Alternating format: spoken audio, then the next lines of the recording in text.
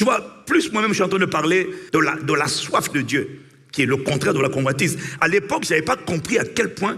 En fait, à l'époque, j'avais compris que la soif de Dieu, c'était la soif de Dieu, c'était le désir de Dieu. Jusqu'à ce que l'Esprit me corrige en me disant, non, non, la soif de Dieu, le désir de Dieu, c'est beaucoup plus profond que la soif de Dieu.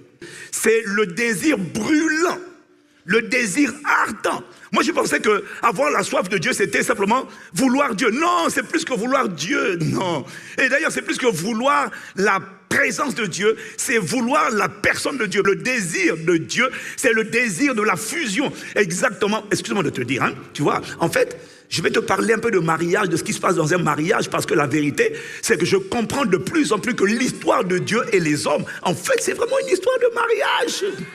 C'est pour ça qu'on parle de l'épouse. En fait, l'épouse de Christ, c'était pas censé être un groupe d'élite, c'était censé être la race humaine. Sauf que dans la race humaine, il y en a qui ont refusé Dieu, il y en a qui l'ont accepté, il y en a qui le désirent ardemment. Et c'est cela l'épouse. Mais au commencement, tous étaient censés le désirer ardemment.